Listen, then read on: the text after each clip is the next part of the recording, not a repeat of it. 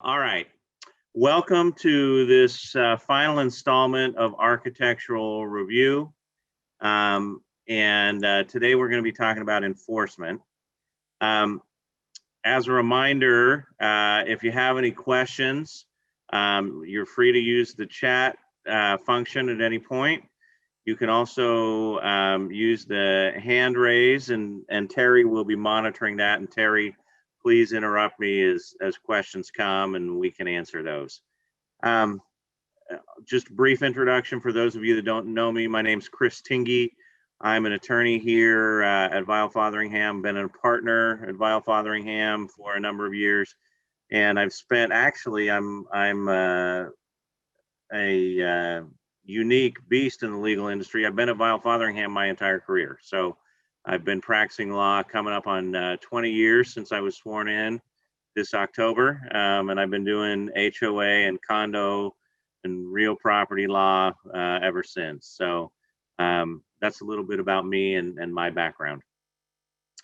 All right, for those of you who have not attended the prior sessions, this is the third part of kind of a three-part series that we did. I actually did a presentation back in May on architectural review, and following that and discussing it with Terry, we thought that it would be a good thing to kind of break down a little further into architectural review and go a little bit deeper dive into three areas. So our first area, first couple of areas dealt with the process, how the process works, and then drafting design guidelines. Today we're talking about the enforcement of things. So I'm going to just jump right in, and I'm going to share my screen here. If I can get this to work. I'm going to pull up the PowerPoint that we did previously so you can see it. While you're doing that, Linda just wants to thank you for this series. She says it's been very informative and timely, and she appreciates it. Well, I appreciate the compliment, Linda. It's good to know that these things are helpful. Sometimes we wonder, so glad that that's the case. All right.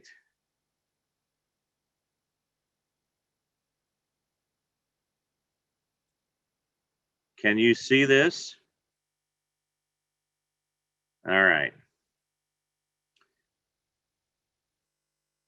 Again, I'm on two screens, so it shows up a little wonky on my monitors. Are we on the violation screen? Is that what's showing? Yes. Okay. All right. So violations, let's start with the premise that there's a violation of the architectural approval or the design guidelines. That can come in many forms. That could come in the form of somebody just going and doing the work and not seeking architectural review committee approval beforehand. That could come in the manner of they sought ARC approval but didn't wait for ARC approval and just went and did work.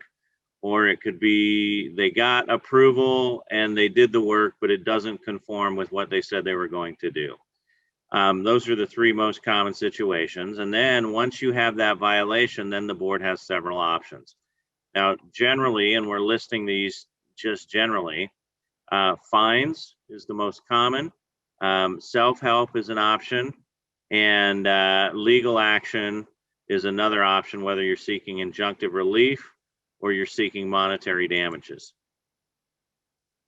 So, Chris, just really quickly, there is a question, given the condo collapse, and maybe you want to talk about this after, but given the condo collapse in Florida, might you have a future series on what can be done from changing the law, improvements to the education of HOA members, and support for volunteer HOA board members, local oversight and court processes to identify and remedy problems sooner? Yeah, That's a great question, and we can spend 3 or 4 minutes at the end of this talking about Florida, and I can give you my thoughts, understanding that we're still very much in the information gathering process, and we don't know everything that went on down there. But to the larger answer to that question, hopefully you all know this. Every October, except of course last year because of COVID, we at VF do a law forum, and it's held at the Holiday Inn in Salem, or excuse me, in Wilsonville, not Salem. And that will be happening again this year. Terry, do you have the date, the exact date? I believe it's the 4th Saturday or the 3rd Saturday. October 23rd, I believe. I'm looking at the contract right now. Yeah, Saturday, October 23rd. Saturday, October 23rd. This is not a free event like the Zoom call we're doing now. This is a paid event, but you get your lunch, and it's an all-day seminar with the lawyers at VF. So essentially, you're getting free legal advice other than your entry into the building. And we are planning to do a good segment, or probably more than one segment, related to the Florida condo collapse and things coming out of it. So that's a wonderful question. Put that on your calendar, plan on attending. We'd love to have you again, Saturday, October the 23rd, at the Holiday Inn in Wilsonville, near the Costco there. So, all right. So let's go back to enforcement. Again, fines, self-help, legal action, whether for money damages or an injunction, are the most common ways of dealing with these things. Now, the first thing to remember is to know your documents. Know your documents and follow them. And I'm going to pop up here after we go through this a little bit. Well, actually, I'll do it now. So I'm gonna pop up. For those of you that joined us last time, I had a set of documents that I pulled from another community, and I'm gonna put these up now, and we're gonna look at what the documents say, because this is the starting point. Hopefully, this is coming through. So remember last time we went through some of these things. We talked about the ARC committee, and then we talked about the design guidelines, and I actually had a big old set of design guidelines that we looked at last time and flipped through here and there. So if you look here at 7.4, it starts with duties, and it says the Architectural Review Committee shall consider and act upon proposals and our plans submitted pursuant to this article. The ARC may also adopt architectural and design guidelines, rules, and regulations, or rules, regulations, and guidelines, excuse me. Then in 7.5, it talks about review of proposed construction. And this is as we talked about last time, this is the application process. You've been given the documents. Now you look at it, the conditions of approval, the fees that you can charge, and the detailed plans. Then you render the decision, and this one has 60 days that you've got before you, in order to approve it. And if you don't, then it's deemed approved. 7.7 is a pretty standard provision that you have in your document. It gives the ARC discretion to withhold consent on any particular matter if it finds that it would be inappropriate for a particular lot with and incompatible with the design standards and conditions on the ground in the subdivision. And then it has things that the ARC may consider: siding, shape, size, color, design, height, view preservation, etc. Now, if you think back to the first time we did this several weeks ago, I mentioned a case that I argued in another jurisdiction where we fought over a retaining wall and a fence, and it went all the way up to the state Supreme Court in that jurisdiction, not here in Oregon, but it went up to the Supreme Court. And one of the things that the Supreme Court said in ruling in the association's favor is that the ARC had done a good job of considering these factors: the shape, size, color, design, height, view preservation, solar access, etc. The Supreme Court said by doing that, that the board had exercised its duty, or not the board, but the ARC, and in this case, the board was acting as the ARC. They had exercised their fiduciary duty. They had done what they had supposed to, and they were not going to substitute their judgment. They had considered these things and rejected what the homeowner wanted, and they had the discretion to do it. So the courts look at that seriously. 7(8) talks about no waiver of future approval. So if you approve something in one situation, but not in another, approving in one situation does not automatically mean that you're waiving it in another situation, and you can still deny. So again, a great deal of discretion for the board. And then there is an appeal provision, and not every set of documents have these, but if yours don't, I would consider amending your documents to add an appeal process. I think this is very important. And courts like the appeal process. You go through it, you give people their due process rights. Okay. Now, that's the setup for the enforcement piece. You've done all these things, you've issued your appeal, and now they have, in this case, 6 months for the effective length of the consent. They have 6 months to get the work done. The ARC could condition it on a shorter or longer period. They have discretion, but the default is 6 months. And if the work's not done within 6 months, then the approval expires.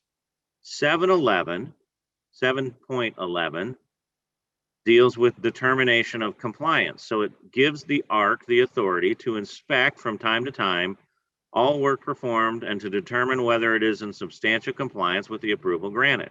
Well, this is the hook that you want. You've given the approval, now you want to go inspect it and make sure that it actually complies, that what they said they were going to do, they do. Then it continues. If the ARC finds that the work was not performed in substantial compliance with the approval granted, or if the ARC finds that the approval required was not obtained, the ARC shall notify the owner in writing of the non-compliance. So the first thing you got to do is you got to send the owner a letter. That's what these documents require. You're not in compliance, or you never got approval in the first place. The notice shall specify the particulars of non-compliance and require the owner to remedy the non-compliance. So you send a letter out saying, hey, Terry, you built that fence without getting ARC approval first. You're in violation. You need to tear it down immediately. And the fence is located on the south side of your property and on the east and west borders. And we send that letter to Terry, and we give her a period of time to tear the fence down and tell her she's not in compliance. Now, what if Terry had gotten approval, but she simply hadn't stained the fence yet? Well, we send the letter to Terry and say, hey, Terry, you built the fence and it's generally in conformity with what we said, except you haven't stained it yet. You're not in compliance. You need to stain it within the next 3 weeks in accordance with the approval given to you. And so please do that. And it needs to be stained on both sides, the full length of the fence on the south side and the east and west borders of your property. And we send that letter out. That is the first requirement. So we need to read our documents to know that. 7.12 gives us the right to inspect. And this is actually a great section, I think, this 7.12, because it lays out the process so that you can inspect. It tells you that the owner has to give written notice of completion of the work. So the onus is on them first to say, hey, we're done. We've finished the fence. We've finished the exterior siding in the back of our unit or whatever it is. Now you can come look at it. Then within 60 days after receiving the notice from the owner, the ARC can go and inspect the improvement.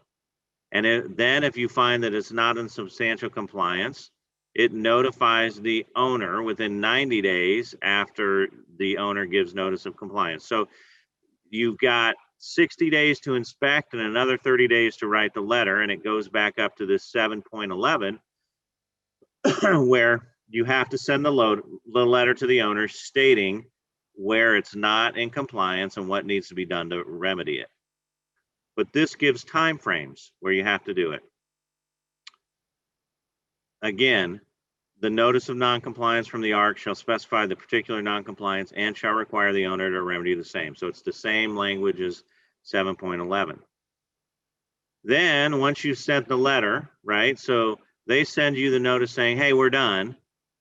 You go and you have 60 days to inspect. Then you have 30 days to send the letter. Then they have 30 days after the notice of noncompliance.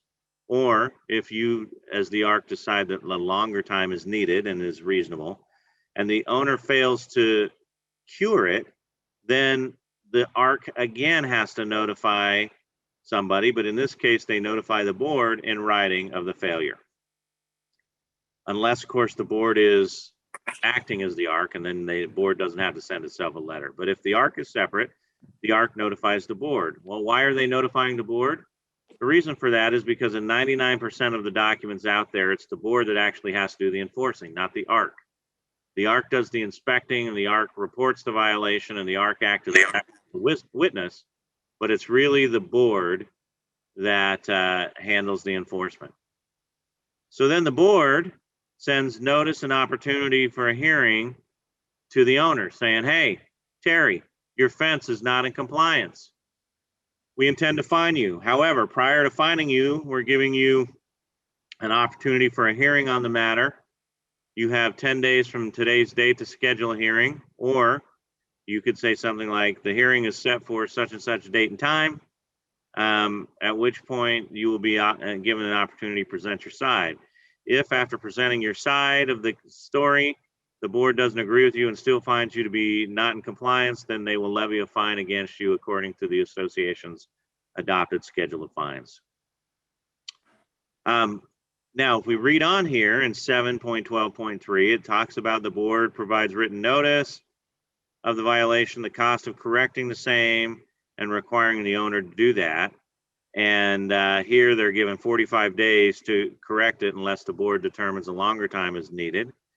And if they fail to do it, then the board can do a number of different things.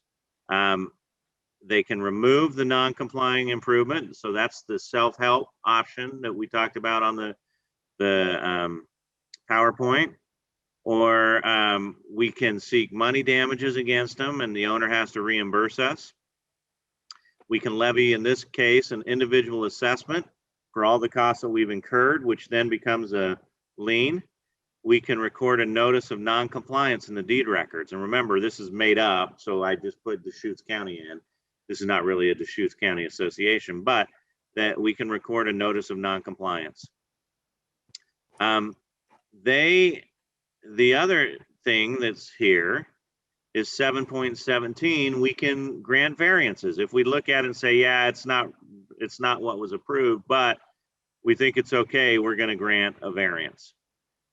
So this is a very robust provision of governing documents. My guess is that for most of you, excuse me, that your declaration is not going to be this robust. But the fact of the matter is you still need to review what your documents say and know what they say so that you follow the processes. Because if you follow the processes, you're going to be okay. If you don't, and you end up in court, either trying to collect a fine or an individual assessment or seeking an injunction, court's going to say you didn't follow your procedures. And so you did it wrong. We're not going to give you what you're asking for. You got to follow your procedures. You, of all people, board, should know what your procedures are. Excuse me. And if you don't, then that's a problem.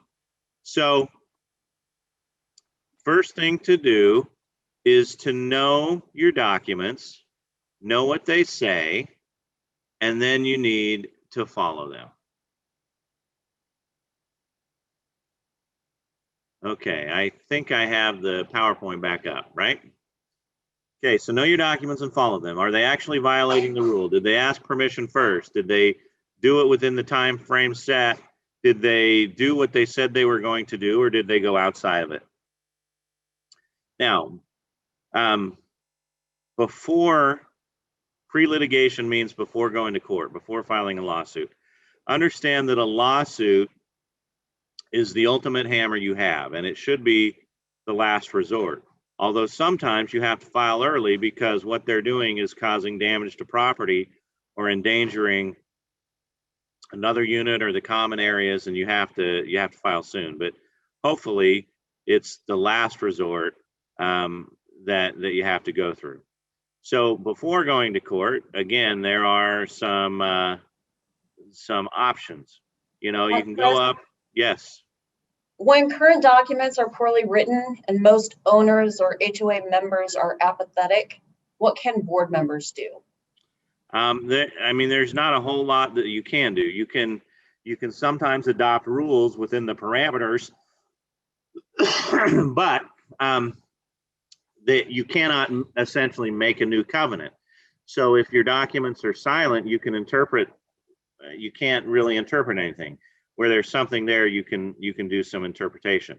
So at the end of the day, if your owners are apathetic and you're kind of stuck with this, you have to try to sell them on the importance of an amendment and try to get your documents amended to make things better. Convince them that it's best for their property values. That's really what you're after here, is to preserve, protect, and enhance property values. That's the whole purpose behind architectural review. Frankly, that's the whole purpose behind an HOA. I want to be able to sell my home tomorrow for more than I paid today. And that's what we're trying to do. So you really have to educate. You have to speak to people one-on-one, help them understand the importance of it, and then do an amendment. That's really the best thing you can do. In some cases, there may be enough of a hook that you can adopt a rule, but for some of the things that you want to do, you're probably not going to be able to adopt a rule unless there's a broad grant of authority to do so.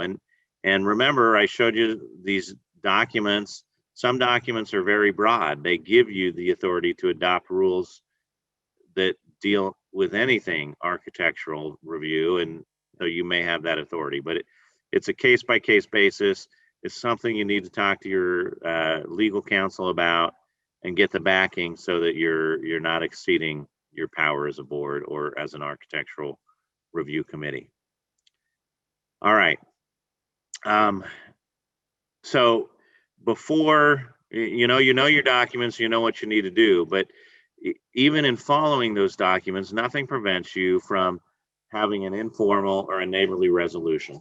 I would go talk to the person and see what their attitude is and see what their position is. And if you do that, it looks good to a court. Now, sometimes you can't do that. Maybe the tempers are too high. Maybe the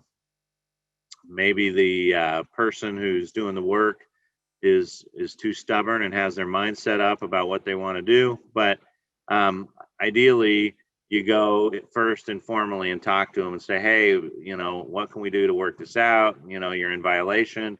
You're not following what you said you were going to do. Whatever the situation may be, you have that conversation. If that doesn't work, then of course you have to give the written denial, like the set of documents that we just said. Hey, we're either denying it on the front end because you didn't come to us for permission, or it doesn't apply or comply with our documents, or you said it shouldn't just be a written denial. It's also a written demand letter to stop the work or to bring it into conformity with what needed to be done in accordance with the approval. But you need a written letter that goes out. Now, some people will ask, well, does that have to be certified mail, or is first class good enough? Your documents are really going to control that. They're going to tell you the type of mail. If they don't, I'm a big fan, honestly, of sending things certified in first class, because sometimes they won't pick up the certified mail, but very rarely does the first class get returned. And if it doesn't get returned, you've given them notice in two different ways. Next one is a stop work order. Sometimes you can issue a stop work order under your documents. They give the ARC or the board that authority, and they have to stop work. Now, that of course begs the question, what happens if they ignore the stop work order? I mean, what force does it really have? What teeth does it really have? And the answer to that is then you have to go to court. I mean, that's really the answer. Is you can issue a stop work order, but if they blow it off, there's not a whole lot you can do except go get a judge to compel them to do it. And then the last one on the list is fines. And you'll see that we call this the modified Jiffy Lube rule. It's the VF version of the Jiffy Lube rule, which is 3 months or $3,000 in fines. And if you've been going that long and you've levied fines for that long or in that amount, and they still haven't corrected the violation, then you got to stop. Fines aren't doing you any good. Fines, the purpose of a fine is to change behavior. It is to get people to stop doing something that they're doing that's wrong, or it's to get them to start doing something that they haven't been doing. It's got to be one or the other. And so if the fines aren't working after that period of time, then you can continue to fine them, but you need to take other action, and you need to determine what that is. What's not listed on here in terms of pre-litigation is self-help. And remember, our documents gave us the self-help right. Typically, self-help comes in the form of landscaping. That's the most common place. So if they're not knocking down the weeds, particularly on vacant lots, or they're not mowing or fertilizing, whatever, those are typically the areas where we use self-help. Now, I'm going to be honest, I'm not a big fan of self-help without going to court. And the reason for that is we have a lot of problems with guns right now. And people protecting their property can easily pull out a gun and say, you're not entering onto my property. And or even without a gun, they can threaten a landscaper or somebody coming in and doing self-help. And so over the last probably 6-7 years, I've come to the conclusion that if you want to use self-help, that's fine. Use it with a court order so that we can have a sheriff or a police officer accompany the person and do the work. Now, it's a little bit different for a vacant lot, particularly if you have a developer that's still there with a few lots left or whatever. Those you can probably go in and knock the weeds down after you give appropriate notice of time that you're going to be entering the lot, and it's got to be a reasonable time. But beyond that, I'm not a huge fan of using self-help. It's just, in this day and age, it's gotten so much more dangerous. So even though it is an option, even though the documents we looked at talked about it being an option, I still think you're safer and better off going to court and getting that order first. All right. So when do we call the lawyer? Well, there certainly, if they threaten to sue you for not approving them or trying to enforce against them, absolutely call the lawyer then. But frankly, if you see this careening down the tracks, the minute particularly if they're building and it's not in compliance, the sooner the better, because the sooner you act, the better. One common mantra among the courts is that they don't like waste. So if somebody starts building, it's not in compliance, it becomes much more difficult to enforce because courts don't like ordering them to tear it down. Sometimes they do. I had a case in Multnomah County with Judge Litzenberger, and it was a roof case and a height restriction. And she ordered that the roof be torn off and redone because it violated this height restriction.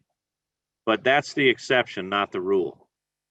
So it's better to not have them get too far in the work because before you file suit, because the less work that's been done by the time you file, the better chance you have of a judge saying, yeah, stop and don't do any more and tear down what you've done. Otherwise, courts might be willing to give you money in terms of damages, but they let the problem stay. And, sometimes you don't want that bright orange and black or green and yellow paint on the side of a house. Or actually, we're in Oregon, so you probably don't want the purple and gold or the crimson and silver on the house. But it's one of those things where the sooner you get a hold of the lawyer, even if you don't have them file suit, but you just have them consult with you and direct your efforts, the better off that you are. Question that often comes up is, do we sue them or let them sue us? And ideally, I'd like to let them sue you because then it triggers your insurance. But the flip side to that is, if they're doing work, you got to stop them. And you can't wait to see if they sue you. The longer it goes on, as I said, it becomes problematic. So typically I'm going to tell you that we need to sue them, seeking a court order stopping the work. I had I had this very situation in that roof case that I was talking to you about, where it was, do we let them sue us or do we sue them? And in that case, the house had already been built, so we didn't have the issue. And there was a very good argument for letting them sue us because we were taking action against them. But ultimately, the board decided that they wanted to be proactive, and we filed the suit first, and ultimately won and got Judge Litzenberger to rule in our favor. Now, an interesting factor that case points out, though, the experience from that case is that there was another party to this. It was a neighboring landowner that also had a benefit from the roof height for a view restriction. And even though they didn't live in our HOA, the height restriction and their protection was contained in our governing documents. It was unique, but it's there. And some of you may have something like that that protects a neighboring property. And so we were also under threat from the neighbor to sue us, and that was a factor that went into our decision. Okay, I'm going to talk about injunctions and restraining orders for a minute. So a restraining order in civil litigation, we probably all have heard about them in domestic violence, domestic abuse cases. They're a little bit different in civil litigation like this. So we call them a TRO, or a temporary restraining order, and they last for a grand total of 14 days. And it is designed to maintain the status quo so that conditions and situations don't change.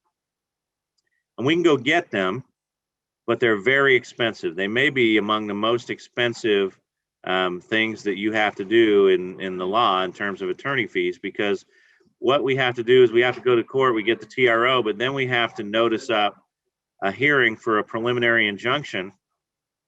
And we essentially have to put on a trial at the early stage without even having done the discovery. And trials are expensive, and you're doing it on the front end. So when you do a TRO/preliminary injunction on the front end, it is just very time consuming for the lawyer to put everything together, to get the evidence, collect the evidence, and mobilize everything. And so it's just be aware that we can go for it, but you're going to pay a lot. The more common path is suing for a preliminary injunction without seeking a TRO.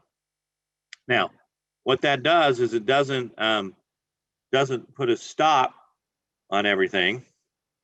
You don't have a TRO maintaining the status quo, but it's also not expensive, and it's something that gets sorted out throughout the process. And when you file a suit, we are going to file a lis pendens against a property, which means that anybody who is conveyed the property is on notice of the litigation that's going on. And it makes it very difficult for the person being sued, the homeowner, to get rid of the property. So a preliminary injunction is a fancy way of saying a court order that compels the homeowner to either do something or stop doing something. And we have a quick question. Yes. In our condo building, we have a concierge who is basically the gatekeeper for contractors. So they can deny them entrance, which would essentially stop the project. But is that legal to deny entry to the contractor?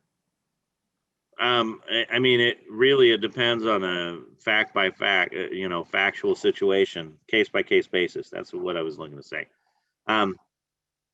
It may be effective, but it depends on your architectural process. It depends on what your documents say. And if they're coming into the unit, there's going to be a question about whether the board has the ability to stop the work to begin with. Is it you have the authority in your documents to stop the person, and without looking at your so based on your documents, it depends on what they say and what you can do and the authority you have to stop the work. Do the documents have an architectural approval process in them? Whoever asked that question? It was Jackie. I'm waiting. Oh, not really. So if there's not really an ARC process, then it creates a problem. And you probably don't have the authority to do it.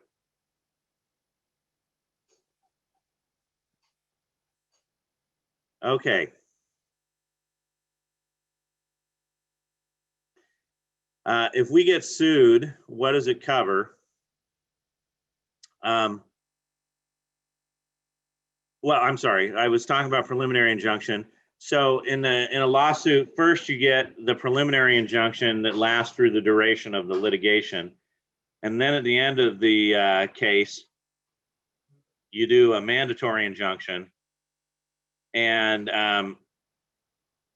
it lasts after the case. So the first step is a preliminary injunction. The second step is a mandatory injunction, and that's the order, fancy way of saying a court order compelling an owner to do something or to stop doing something. The last thing is if we get sued, what does it cover? What does the insurance cover? And the insurance is likely going to cover all of the architectural review committee and board actions and what needs to be done. And so if you get sued, it shouldn't be a big deal, but just make sure that you've got a good amount of D&O insurance coverage, because it's D&O coverage is going to imply your liability policy won't apply, because liability insurance only works for personal injury or property damage, and this is D&O covers decisions made by the board or committees, and this is a decision issue. So make sure that you have insurance. I typically like minimum of $1 million, but I like $2 million depending on the size of your project. So that's an important factor that a lot of boards forget about, is the insurance that's there. And so if you get sued, it's not that big of a deal. Now, enforcement, you're not limited to necessarily one option. In fact, many sets of documents say that these can be exercised simultaneously. So, or they can be exercised one after the other. So, but you're not limited to a single. But again, this is where you need to know your documents, need to know what they say, and go from there. All right, I see some questions. What does VNM stand for? Where do you see that? In the chat. I don't know. Tracy's asking. Yeah, but where do you see VNM? The insurance type you referenced. Oh no, I said D&O, directors and officers. D&O versus just a general liability policy.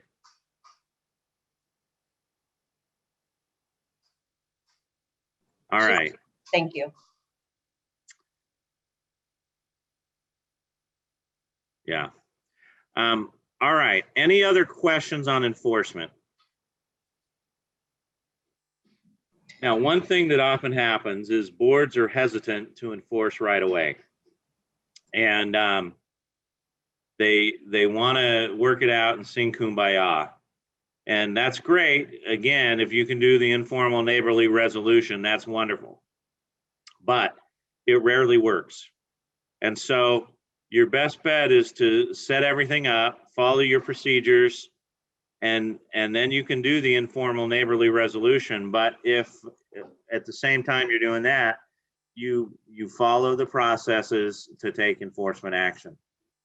Because ultimately, if you're not following your processes or you're not doing anything, you are setting yourself up for letting the owner keep the non-compliant condition. And yes, it may or may not be a waiver in the future, but I'll tell you, it's a lot easier to not have that problem on the front end and spend some money to fight it than to have to deal with it down the road.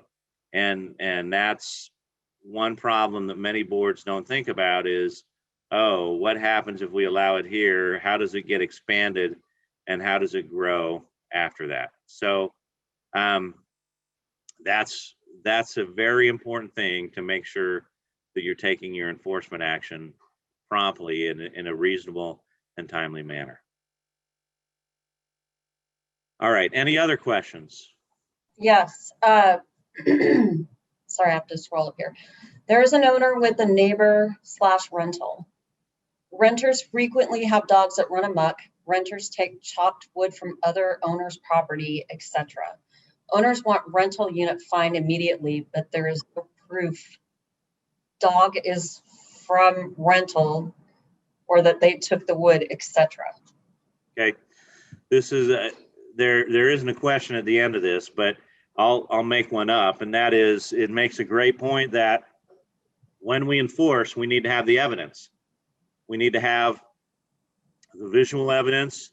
We need to have testimony from owners or from the ARC or the board members as to what's going on. I just went through a mediation with an association that I represent in Vancouver, and it dealt with view restrictions and property that was not complying with the view restriction. And the board and the ARC had gone to painstaking detail to show exactly what trees were not in compliance and where. They had photos, they had marked them up, and they had all the proof that we needed. And if we don't have the proof, if we don't have people willing to testify of the violation, or we don't have pictures, or we don't have documentation for people to testify, then we are not going to win, frankly. We need that evidence, and if it gets challenged, whether we file a suit for an injunction or they challenge a fine and sue the association, we need the proof to be able to overcome it. Another question is, I'm not quite understanding that. Possible that the legal system might insist both parties reveal the specific terms of the specific governing documents up front rather than waiting for discovery. No, I mean, they're not, the courts aren't going to require that you reveal everything before that. There is, however, a mandatory mediation provision in both the Planned Community and the Condo Act that requires that before we can sue or before an owner can sue us, they have to offer to use alternative dispute resolution. And it's in this alternative dispute resolution process that some of these things will be revealed. And so it's possible that in the ADR, the stuff will come out. But if you go to court without alternative dispute resolution, there's not going to be a requirement that it comes out on the front end.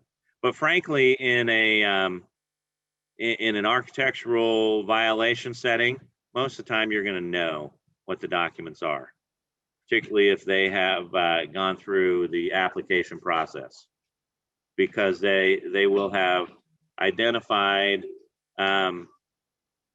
what they want to do, and you've approved it or not. So it's a little bit cleaner in architectural violations than other types of violations. All right, any other questions? One just popped up. Our gardener's attorney says he can't take photos of violations, dog poop, etc., without permission of the tenant or owner. Okay, well, that's your gardener's policy, but that doesn't stop members of the board from going and doing that. You can certainly do it.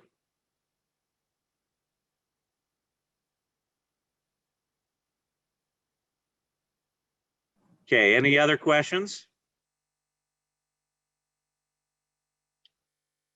All right, well, I want to thank you all for joining us. We're at about 45 minutes. We got started a little bit late today, so I want to apologize for that, but grateful that you've all stuck with it. And sorry for my sneeze in the middle. Hopefully, Terry can edit that out for later on so that people online don't see that. But grateful for these 3 weeks spending with each of you and for your questions as we did a little bit deeper dive into architectural review and all of those processes. Again, don't hesitate to call or email me if you have questions. This is an area of law that is really a big deal, particularly in the summer months. And so be aware of those issues. And frankly, as a board, I would recommend that you look every winter, January, February timeframe to see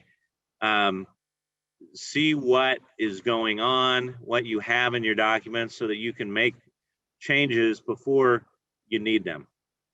You're going to ultimately need them in the summer, so make the changes off season and set it up and get your processes in place.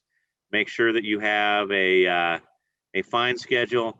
Make sure that you've got your architectural policies in line, and you'll be good to go. All right, well.